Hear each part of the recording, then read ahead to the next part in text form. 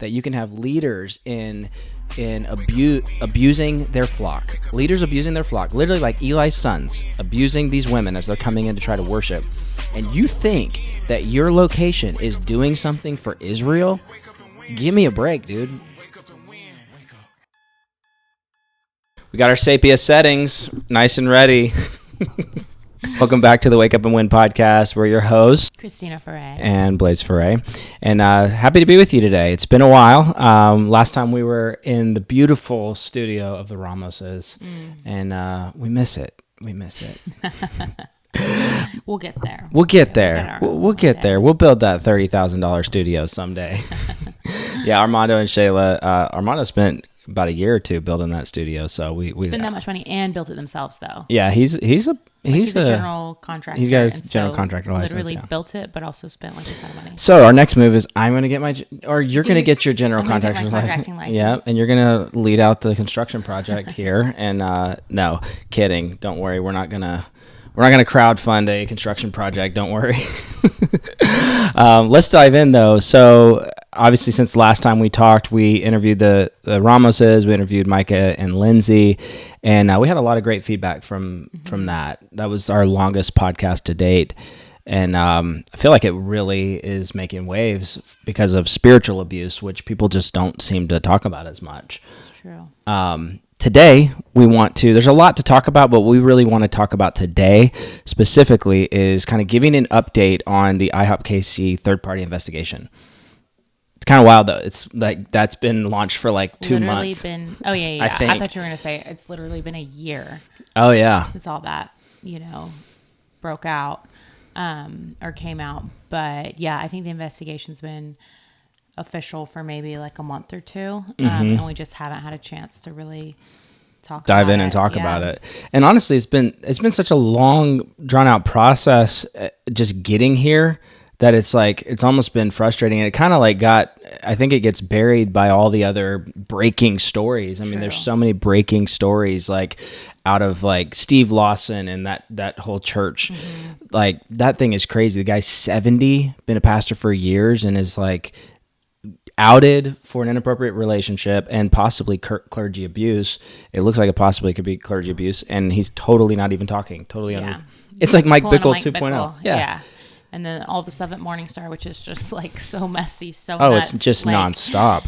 Yeah. Apparently there's 30 women, and people are tagging us and sharing that video with us. We haven't dug into it, but we will do that eventually. But yeah, it's a wild ride out there in the church world. In the church scandal world. We've got some good friends that are not necessarily churchgoers, and so your podcast is about what? And Christina's like, I don't know if you. She's literally one of my best friends, and I'm like, you don't have to listen to our podcast because it will not make that much sense. And it'll be it's people who are like, what is spiritual abuse? Yeah. People who have never been a part of a church. Yeah. So yeah, I'm like, you don't need to listen to it. One thing I think though, that even because people will actually ask us how does this help the body of Christ for this stuff to get outed, or how does this help the world or whatever? First of all, I'll say the book of, I think it's 2 Peter says judgment begins in the house of God. Judgment begins in the house of God. So it's if we can't judge ourselves, how in the world are we going to be pointing the finger at the world? If we can't even handle our own business, well, if you're outing it to the world, it's 1 Timothy 5:20, he says, those who continue in repeated sin, expose them, rebuke them in the presence of all. Yeah, not to mention that wasn't the initial action. That wasn't exactly the first step. This is 10 steps later when nobody's done anything, nothing's changed, nobody's repented, nobody's even agreed to a third-party investigation. It's okay, now it's time. Yeah. You know what I mean? So it's not everybody's oh, I heard this rumor, let's blast it on social media and do all this stuff and talk about it. It's no, these people were already confronted. These people know what's going on. These people are covering this up, and they're trying to just sweep it under the rug and move on and build these massive mega ministries with all of these abuse victims in their wake. Behind. And it's not cool, and it's not okay, and it's time. And they're still raising money with their tithes and offerings and all the stuff that they do. like these guys, what's crazy is these guys will get outed and then they'll just drive down the street. Like Chris Reed, who's like has a new church. He literally just Morningstar. He's like, I think I'll just start a new church. And you know what the confirmation for him probably was? I don't know this for a fact, but I'm guessing somebody probably showed up and was like, "Hey, dude, here's like 20 grand. Just start a new church. Like, or here's 50 grand. Just you've impacted my life so much. Here's 50 grand." Like, I'll say this: just because there's money given or a seed sown, it doesn't always mean that it's confirmation that you need to just dive in and do that thing. Mm-hmm. Just because there's money there to do it doesn't mean that you're supposed to do it. True. Yeah. You know, like people build a lot of pretty sick stuff with money. So I'm just thinking for Chris Reed, and he's kind of been the scapegoat for all of Morningstar because they've got literally lawsuits of CSA and all this new allegations coming out, how Rick Joyner literally just covered for all these abusers. And so then Chris Reed kind of gets blasted, which we of course took Catherine's story and put it on there, but it needed to happen. Yeah, it did. Because the fact is there's other women that have been silent about his reach outs, like not silent to us, but are not silent to behind the scenes. Like that one lady that told us, "Hey, I've had women reach out to me over the years about him messaging them, private messaging them. And like really sick stuff." And I'm like, okay, Catherine was just the one that it materialized. Mm-hmm. So if he hadn't been put on blast, and like at this new church, I hope everybody watches her video, Catherine's video, and goes, "Oh, okay. Well, if I'm going to be at this church, at least I know that this guy could do this type of thing, you know?" So anyway, go ahead. If I can go off on a tangent, please. And you may want to edit this out later. I'm totally fine with it because I may regret it. But something else about Chris Reed, which I haven't kept up with his newest stuff. You don't watch his can sermons? Barely handle his. You don't watch his? But but I guess he has a new one about Rick Joyner out. I think he's like maybe making amends or something. He repented. I know somebody tagged us in one where he's like, "Do not watch those YouTube videos that are monetized because they're getting paid every time you watch it. They're making money for basically gossiping about him." Which she was definitely talking about us, which I definitely don't care. But I just want to say one thing. I would not mess with that if I were you, Chris Reed. I would not go there because first of all, this is a monetized YouTube, which means that any money we make is from an advertiser who's showing an ad. And they do that for YouTubers all over. We're not taking any money from victims. We're not even taking money from our viewers. But you are taking money from people. And the people who give you money, you sexually abuse their daughter. So get out of here about money and how it's supposed to be accepted or spent. We haven't asked a single victim for a single dollar. And if somebody... I just can't. I'm like, why would you even go there whenever you are just been exposed for using a student at Morningstar, somebody who paid to be there, somebody whose mother tithed to you, and then you abuse her, and who knows what else. So don't mess with me. I'm just like, I can't. I'm like, why would you even go there? Why would you do that? And now you're raising money again for your new church. It's just like, I don't know if he's raising money, but I mean, I'm sure he's taking tithes and offerings. You're taking tithes and offerings. You're living whatever you want to call it. Yeah. Accepting You money. didn't go get a job. Yeah. Go get a job. Jobs are good. Actually, speaking of jobs, we had somebody comment tweet at me one time and was like, "Blaise has clearly never had a real job." I was like, "Dude, do you know I've like worked lawns? Like since I've been in ministry, I've worked lawns. I've worked in the dirt. I've sold insurance for 8 years. I've done that full time for 8 years. Like, it's like, what are you talking about? Anyway, what I would say to a lot of these guys that get outed for this stuff, it's probably good to go get a job, go work with your hands, go figure out a trade. I'm not saying you can never minister to a person again, but it might not need to look like you being the shepherd of a flock after you have, abused the flock. It's like, it's not a good idea.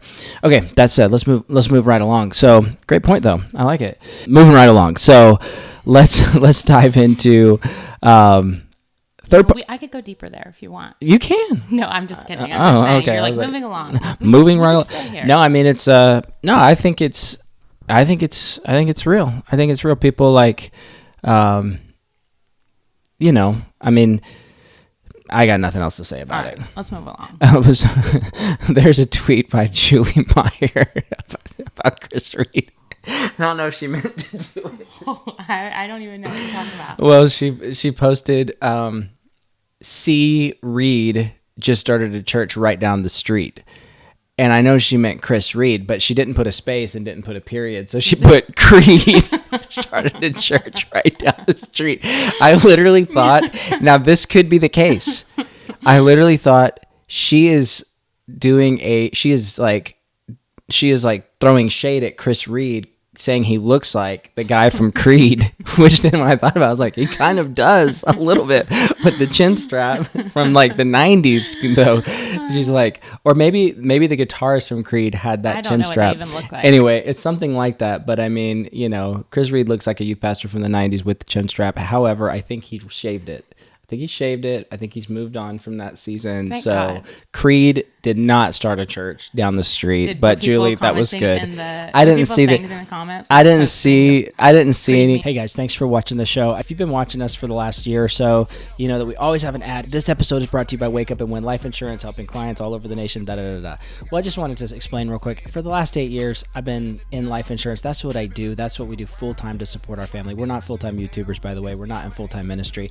I've literally worked in the insurance industry for 8 years, helping clients all over the nation and with their term life, their whole life, their infinite banking or index universal life, as well as annuities and retirement planning. Happy to help you guys. That's been one of the biggest blessings for me, is actually working with clients that come through the podcast, because they're people that I just so vibe with, and we always have great conversations. And then it's very, very low pressure. There's been some clients that's like, oh, you don't actually need anymore, you're good. And other people, it's like, dude, you actually need this instead of that, or we can increase this way. Happy to help you guys get some things in place, or at least have a consultation to know that you are set up with something that will actually protect your family and give you peace of mind. Number one thing is your eternal salvation, but number two thing, if you are gone from here, you want to make sure you're leaving your family in a good place. It's just the right thing to do. So book an appointment below. Be happy to help you out. Very low pressure. And I look forward to talking to you. Take care. Peace. Comments? No, I didn't see it. I don't know if she meant to do it or not, but it was definitely laughable. Like it was definitely an LOL moment. So anyway, speaking of LOL, they say that millennials can't type a text without putting LOL at the beginning or the end. That's probably true. It's probably true. All right, let's move along. So IHOP KC's third-party investigation. Why is it still needed? So the advocacy group put out some videos recently talking about why it's still needed. I don't know if we really want to watch and respond, but let's watch just the beginning of this one real quick. And let's see. After all these months, why do you think an investigation is still needed? Hasn't one already been done? Well, John, I think the right question to ask when we begin to look at this issue is, has an acceptable investigation been done? Right. Because everyone agrees that the sin and the dozens of witnesses and victims warrants a proper investigation. And at no time from the beginning of this has a mutually agreed upon investigation taken place. In fact, the McNamara report fell way short. At no point were the victims consulted. At no point were they asked to agree upon, where we were able to sit down and look at actually who's acceptable in the field. You know, this isn't a mystery of who you choose. There is an acceptable field of experts that conduct these types of investigations. And at no point did IHOP KC actually choose someone who was acceptable and agreed upon. Right. So the McNamara report was the third-party investigation, but she was really just a lawyer that's known for getting churches off in the cases of abuse victims. And that's basically what she did. And so the body of Christ has actually asked us to do this. I mean, Dr. Michael Brown was very clear. There needs to be a third-party, independent Dr. Michael Brown. investigation.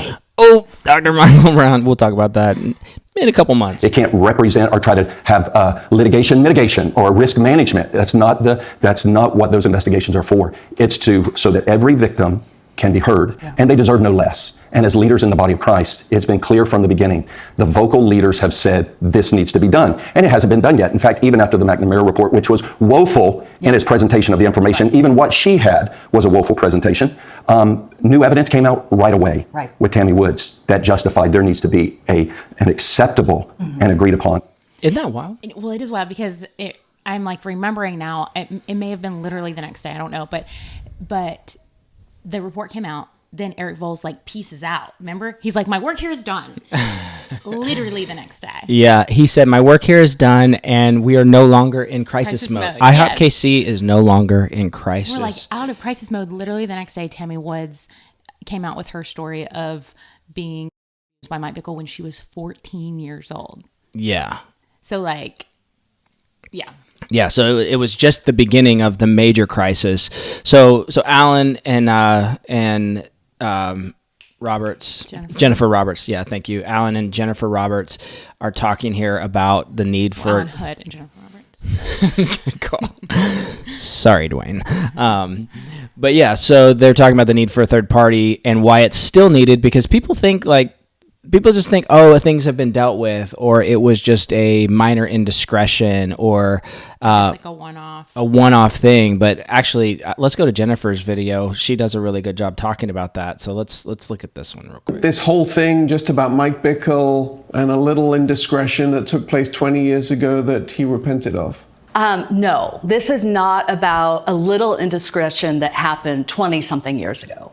This is about a predatory situation in a man who, in my opinion, I believe is a narcissistic sociopath. Now, I don't have the credentials to diagnose him, but the data points we have, what the patterns we've seen, and the courage of the main Jane Doe to come forward has created courage for others to come forward. Tammy Woods came out because the main Jane Doe came out. That's right. TH came out because the Tammy Woods situation. I believe we're at the tip of the iceberg. And we have said that we believe there's patterns that have been going on for decades. We have data points to prove that. Now, what we need is the neutral investigator to back up what we believe, because we are not neutral. That's right. I'm not a neutral person in this whole situation. But the fact that people are trying to discredit a situation and saying what happened 20-something years ago is a crime, not a crime. It is abuse of a person who was in an imbalance of power situation. Are we going to tolerate that? Are we going to let charismatic leaders, not just charismatic in belief system, but in function, in their ability to persuade, and their ability to misuse their authority and power with someone? We're going to let them off the hook because they're a good preacher and say, but look at all the good that they've done. I don't see it that way. I see, look at what they have produced, that their secret life and their public life were not in sync. I am saying that is not okay. And I say, I don't care, even if there isn't more that came out after 20-something years ago, it's still wrong. What does repentance mean? Because this is what has come out. Alan, I mean, is repentance, if you're abusing somebody, just throwing up a prayer and saying sorry to God and then carrying on? Of course not. Absolutely. And I think even with the Robert Morris scandal that's going on right now, we're seeing that if you abuse a teenager and you aren't upfront and honest and transparent and accountable, there is no just throwing up the prayer before God and saying, I'm sorry, and moving on. In fact, we're seeing that. It's crystal clear with the Robert Morris case. Even his eldership, present eldership, said it's appalling, the thought of a 12-year-old girl. So even your premise, your question to Jen is that, wasn't that a long time ago? And it's not that big of a deal. Actually, 14 is always a big deal. And his controlling over 40 years and her testimony and the lying and manipulation and control of a young girl is inexcusable. And yes, he can be restored to the body of Christ before his God, but restored to the ministry? Absolutely not. You touch a child, it's over. Period. And I think most of the leaders that have come out and made statements are very clear with that. And so, but biblical repentance would necessitate, number one, you're honest. And we've seen no honesty. There's not even been an apology to Tammy Woods right now. Can you believe that? It's so wild. Tammy Woods comes out. It's because you can't apologize because you are admitting to committing a crime. You can apologize to, even though he barely did apologize to Jane Doe, but half-heartedly admitted that there was something. Well, his first initial thing, he like admitted that he had done something that was inappropriate. And then he says, but the more extreme situations is not true. Yeah. So yeah, I'm not saying that he admits to like a 10-second that kiss or something there. like that. There's something happening. Well, he also admitted to Tammy Woods that he admitted to Tammy Woods. That's one thing that made Tammy Woods come out. Remember, and tell her story. She said that during all this stuff coming out, he's reaching out to her saying, like, basically keeping tabs on her. Are you going to come out? And says, and admits to her, one time in 2001 or 3, a famous worship leader, I kissed for 10 seconds. And Tammy's like, what? What the heck? So you did this to me? and then you repented, but then you continued to do these types of things. And this is why it's like Mike Bickle was a serial predator. Okay, how many times does it take to be a serial predator? Like, if he did this back to back 1, 2, 3 times, like over a 40-year period, I can almost guarantee, I'm 99.9% sure, there are dozens more people that he did this type of thing to. Well, yes. And yes. I think even whenever we talked to Elizabeth Herder, she said that was like close to 20 women who were.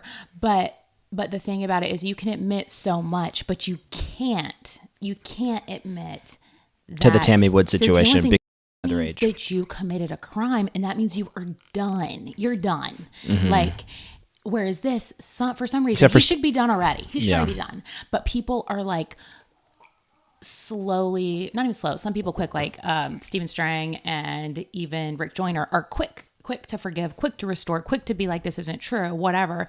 But like, people can somehow excuse something that happened with an adult 20 years ago.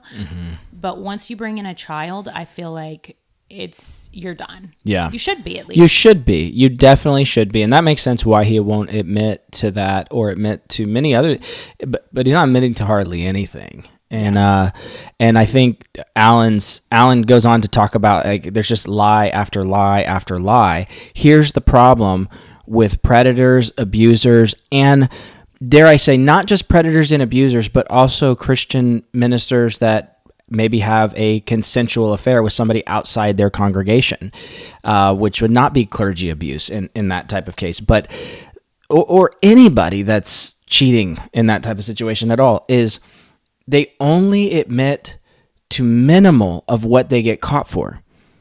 And so something is undeniable evidence, and suddenly they're like, okay, sure, but not that extreme. They kind of lower it, minimize it. And then anything else that comes, any other allegations, they're like, no, of course not. Of course I didn't do that. Well, just 10 days ago, you hadn't done anything. Then this comes to the doorstep and you're like, well, prove it, And they're like, well, here's the proof. Well, it's not that extreme, but yes, I'm sorry for this little part, and it wasn't as extreme as this person said. It's like, dude, we know that you've just been lying for 10 years or 20 years or 30 years. So we know that there's been constant, like, a lie is a lie is a lie. And I would say that it's hidden, what do you call it? The sin of omission, the sin of commission, or sin of omission, when you actually just do something. Well, I guess that's a different topic, but more so I'm thinking of lying, when you lie with your words, or when you lie by not disclosing the truth.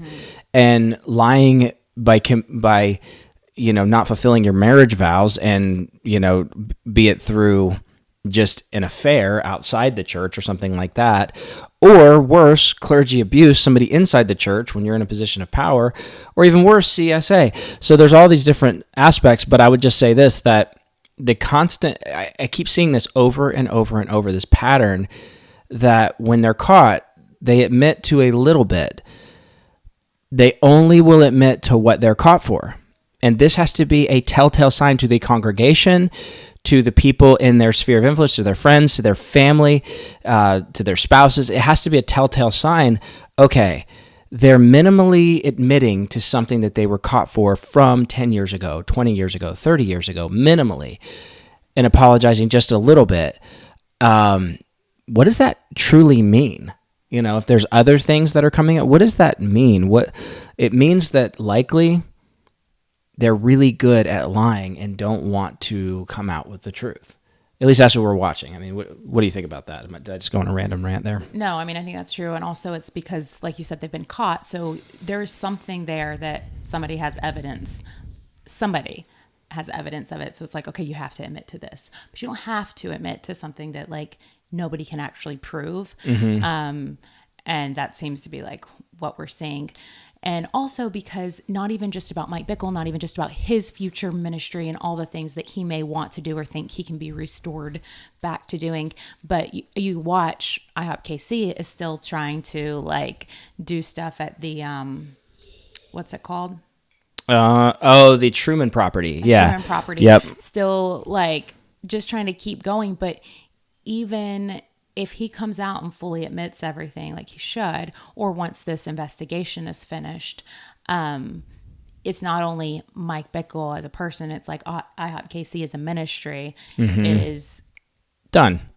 Maybe, but I don't think they will be, because I think that, or at least they need to restructure and stop basing everything off the prophetic history and acting like everything's like cool. And yeah, but that's really hard to do when you've bought in, and there's a lot of people that have untangled from it and let go of it. But it's just crazy when you see like their socials and you see like they're still just doing this, and some people are like, yes, we're still doing it. We're still doing Jesus is worthy of 24/7 worship. It's like, just FYI, he's getting 24/7 worship.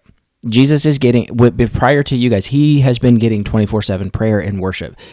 Believers night and day across the world, sincere believers in underground churches and just random grandmas sitting in their rocking chair. I mean, Grandma Houston, when we used to visit, she was 95 years old, could barely see, and I would literally hear her, 95, singing in her room, like at 3 a.m. because she didn't know what time it was. You know, she was about 3 years from death, but like her heart was alive and well and singing to Jesus like in the middle of the night. My point is that like this idea that this prayer meeting, this hub where this is happening is moving all the angels and the demons and is changing Israel. It's like, it's like a high level of self-importance. It really is. It's like a little bit delusional, frankly, that you can have leaders in abusing their flock. Leaders abusing their flock, literally like Eli's sons abusing these women as they're coming in to try to worship. And you think that your location is doing something for Israel? Give me a break, dude. That is not happening. Like, if you can't even treat your wife with understanding, God doesn't even listen to your prayers, according to Peter. Like, that's like, this whole thing was like, anyway. So right now, the Truman property situation, I don't remember everything going on with it. I just know that they're still moving forward, because that was one of the big Bob Jones prophecies to Mike Bickle. God's going to give you this Truman property, and this is going to happen. So they're still doing this, and we're hearing that Mike is still in contact with some of these people and pushing this forward. Why? Because Mike Bickle, just as almost every big name pastor and leader out there, is in it for their legacy. They would say, well, I'm in it for the kingdom. Really? Or are you in it for your legacy, what you get at the end of the day? Because if that Truman property can stand for all time and do this, that, and the other, when you pass away, your name can be stamped on that. Mike Bickle had this prophetic word from Bob Jones, and he did this for years, and the Truman property, and here it is. It's like, no, actually, sadly, your legacy is what's going to be out in these testimonials and these videos and all these things where you abuse all these young people. Yeah. Anyway. So let's talk real quick about the third-party investigation, because there is finally an investigation happening. It's happening. So not agreed upon, because IHOP KC has not agreed to be necessarily a part of this or involved, which is so ridiculous also.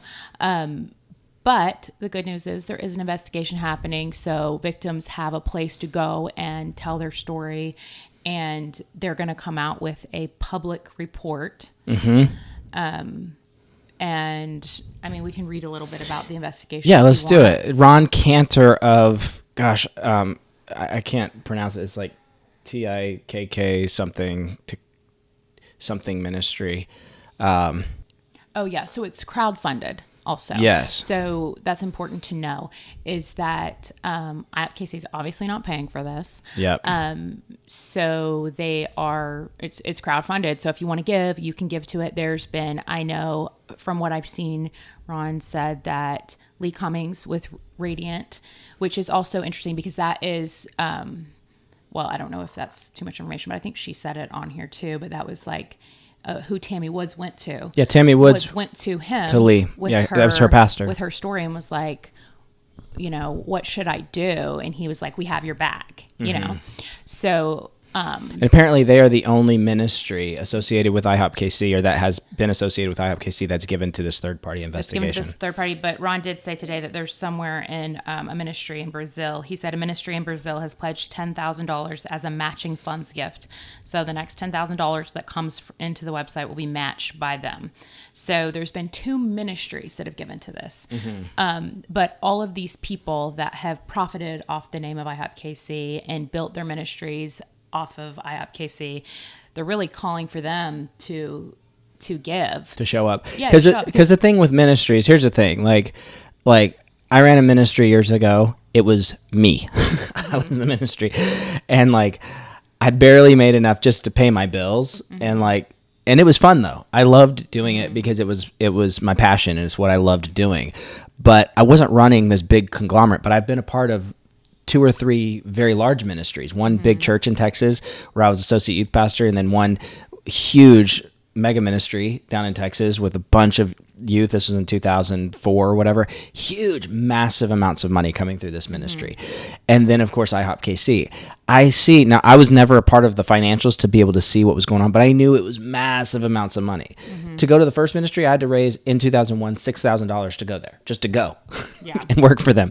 And then when I went to IHOP KC, I raised all my own support and did work for them for free. So like, which all of y'all did, like that were there. My point is, there's lots of money flowing through these types of ministries, larger ministries, especially in churches. So the reason why Ron and many others are calling for churches and ministries to give, it's like, we know that there's like budgets and funds for these types of things.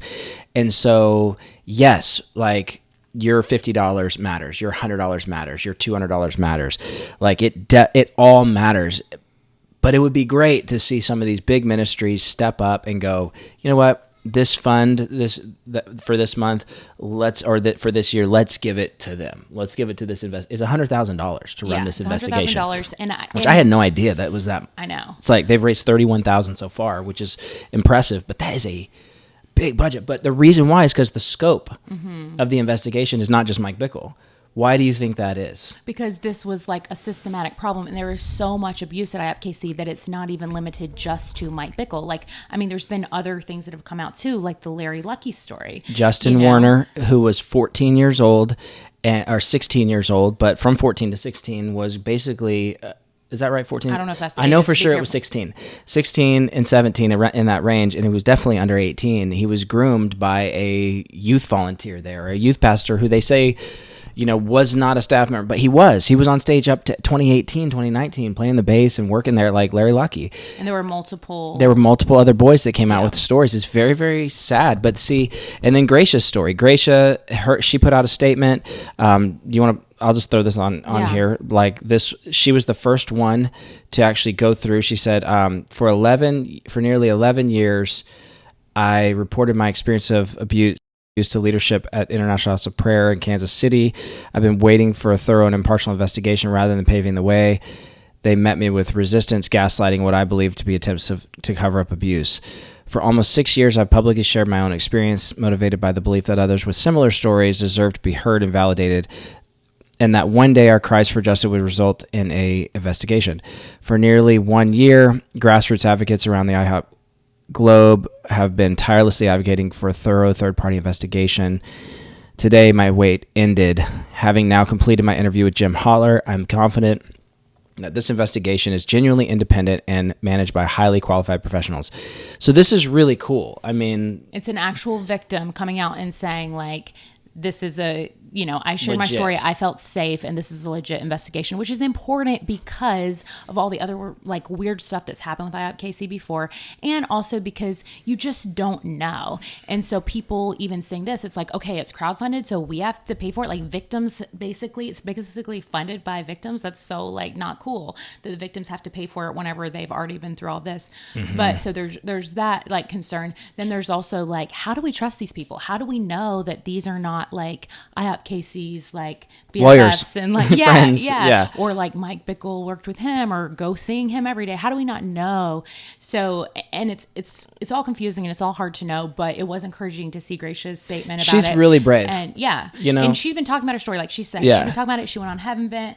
I mean, but just to show up and go, you know what, I'll just volunteer. I'll just be first volunteer. She's clearly done so much work to like get to that place, because she's spoken up for years, and then she's like, all right, I'll go to these people and I'll be the test person, and it's like, so I'm very impressed, and we really appreciate her doing that. I am too, and it's very helpful and it's very important because there are so many victims who don't feel safe and don't know who they can go to and don't know who they can trust, because they knew, like with the McNamara or whatever report, like that wasn't legit. And then they get who can we re-traumatized. exactly. They're like, who can we tell our story to? So knowing that Gracia had a good experience, I think is opening it up for a lot of other victims who have maybe never shared their story with anyone because, you know, some people haven't told like literally anyone. No one. Yeah. And they can go and, you know, share what happened with them, and it can make a big difference. So, yeah, very thankful for Gracia and her just coming out and paving the doing way. that. She really did. So this is happening, and the advocacy leaders like Alan Hood and Dwayne and Jennifer Roberts and many others, John Hall, many others in that space are pointing toward Firefly, the group that's doing this investigation. And so we're going to link below. Like overseen by Ron Cantor, right? Right, of Tikkun Ministry or something like that. Yeah. Who Ron's been a strong voice in this movement for a while. So, and he's the one posting most of the updates about it and keeping people in the know with what's going on. And that's how we know there's like, I think $36,000 raised so far out of 100,000. And again, so if you've been watching the IHOP KC, like all of this stuff going on, if you've been wanting to figure out a way to help, this is the way. We'll post a link below. And I would love it if like the people, I'd love to see Chris Reed give to this, since he's the one that came up on stage and told everybody not to look back or else they turn to a pillar of salt. And since he was the bouncer at Mike Bickle's house that turned away Francis Chan and Sam Storms, and he's apparently like changed, then like put your money where your mouth is and show everybody. I'd love to see Dr. Michael Brown's name on there, since he stood up on stage and told everybody to shut up and not to post on social media, but also said that he believes that there should be a third-party independent investigation. Then like, let's see your name on there. I'd also love to see Chris Valentin's, all these men who have like been on the stage with Mike Bickle or been hung out in a man cave together. Like, it's time. Well, I hate to say it, but I don't think they're going to. I don't think any of those guys are going to, because I don't think that they pay attention. I don't think that they actually care. I hate to say that, but I think obviously we're in election season. I think the culture war is on like top tier right now. Clearly, like most everybody's going to vote one way or the other. But my point is that on this topic, all this group is so focused so heavily on like, and don't get me wrong, I am very much like a conservative, like that. We are conservative, very conservative people. We've got young kids. Care a lot about being conservative. But the problem is that these leaders in the body of Christ, these charismatic leaders that were buddy with Mike Bickle, care way more about calling out like politicians for their indiscretions or for their policies versus calling out literal shepherds in the body of Christ. They're slow to speak when it comes to shepherds because it will affect their ministry status if they call out their friends. But calling out a Democratic politician is literally like low-hanging fruit. Is the easiest thing to do for a charismatic leader, to call out that side and do all that. And so I'm not saying don't be involved in, that's not what I'm saying at all. I'm just saying, sadly, I think that these major leaders, I don't think we're going to see much from them. I don't think we're going to hear much from them. I wish we would, and I'm thankful for the ones that have. And I think it's good that we call them out to do it. Somebody tag them in this, but okay, yeah. Also, Eric Metaxas. Now that you mentioned like goodness. politics, yeah. I mean, he could fund this. I think I already said it. I can't remember, but Stephen Strang. Well, Stephen Strang said could fund. I mean, this. Rick Joyner said it was a nothing burger. You said it was a nothing burger. Eric Metaxas said it was vile lies. Vile lies, and Stephen he never Strang came back. Said a lot of dumb stuff. I can't even keep up with it. You know, he thought he should be restored even after finding. Wait, 14-year-old. Wait, what is that guy's name? That was always on. That was always doing videos for IHOP KC. What was that guy's name? Eric Voles. That guy said as soon as I forgot about this. Right. Oh my Eric gosh, Voles could fund I this can't himself. tag him because he blocked me. But Eric said, Eric actually said that if as soon as there was a legitimate victim, he would be the first to support them, stand with them. Eric this is Voles, incredible. Hold on, he could actually fund this entire. I don't know about that, but maybe. I think he could. He could fund this entire investigation himself, and what beautiful poetic justice it would be, because he truly knows what's going on behind the scenes. I believe he knows a lot, and I think he has a chance to do the right thing. So, Eric Voles. Paging Eric. I actually think Eric Voles, I think he really, really was being honest. He said as soon as there's a real victim, I'll be the first to stand with them. Here's I think, your shot. wow. Here's I your think shot, that your this girl. is, no sarcasm detected here. Like, I think this is his moment to really be the guy, to be the hero that he's always wanted to be. All right, our kids are screaming for us. Sorry for the sarcasm. It's just... I'm not even being sarcastic. I'm being serious. No, Like, I was feel in like that people moment, can but- change their mind. I feel like people can see things. Like, he was gone. He had left. True. Whenever the Tammy Woods story came out. We have interviewed Tammy Woods. Mm-hmm. Like, there are so many different stories that have come out and things that you can see. So I have to think that in his, like, whether he still believes... Heart of hearts. Yeah. You can still believe in the Believe in prophetic prayer, history, prophetic history. believe that IHOP KC is meant to, like, go on forever, 24/7 prayer, and be at the Truman property. Fine, whatever. But you have to admit that there was some really bad shady Yeah, there stuff that was. went down, and you want justice for the victims, and you can be a part of that. This is and be a part of, and this is what I'm actually going to say is, like, thank God for these big ministries and big givers. Like Lee Cummings and Radiant Church gave $5,000. I love it, and I know there's others that are giving large sums. Most of not us others, just normal, one other, yeah, one other, whoever the church from Brazil that's giving 10,000. okay. So most normal folks out there, like, just you're like living paycheck to paycheck because of massive inflation. This is not a political statement, although it could be. You're living paycheck to paycheck. You're figuring life out. Like I get it. So my point is $50. Just drop $50, $100. That's just like normal stuff. Just be that. Most of you guys just out there, if like, what is our subs at now? Like 11,000. So if we had like, I think we get 10,000 views on this video. If just, Everybody gives $10, if right? Does that equal 100? well, I don't think 10,000. Well, yeah. Like if like 100 people gave $100, that's $10,000. If 100 people from this gave $100, that'd be super cool, So anyway, I'm like, look at us. We're That's like, still not even enough, though. That would only put them at 46. I know. I'm just saying that this group this little group does a little part. My point in all this is saying that, yeah, sometimes it's the big groups, the big ministries that come in, but like in this thing, it's the normal folks that have been hurt. It's the people that have been spiritual abuse, experienced SA and clergy abuse. It's like, you know what?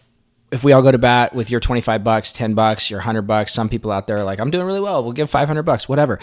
Let's just all come together, throw in for this purpose. I really think that the fruit of this could be massive exposure on a pretty wide level. And what that does is it helps us see the context. It wasn't just Mike Bickle. It helps us to see the way that these things are set up is so unhealthy, and it's been duplicated all over the earth, not just in IHOP context, but the church as a whole in so many different churches and ministries. It's duplicated this setup. Main guy at the top, lack of accountability, yes men as their elders. It doesn't work. It's dangerous, and it leads to problems. And so I think this exposure needs to happen through this third-party investigation. And not only that, but also there's literal victims that need justice. And there will be people that will be caught because of this that are probably perpetuating their abuses right now. Like Larry Lucky, I have no clue what the dude's done since Justin Warner. But there's other stories like that. Yeah. And they will be caught in this context. So that said, guys, I think we got to shut down here, but we'll be back with another episode soon. We absolutely love and appreciate you guys. Don't you just love our people? Yeah, it's fun. They're We get so such fun. kind messages, and I wish we were like full-time this, like I do life insurance. That's what I do as a full-time gig, but we'll get emails and I'm like, oh my gosh, we need to respond to this email. Oh my gosh, we need to respond to this email. And it's like, someday we'll... Yeah, if we haven't responded to your email, I'm very, very, very sorry. It's not because we don't like you. It's because we don't like emails. You crazy. All right. We love you guys. Peace out.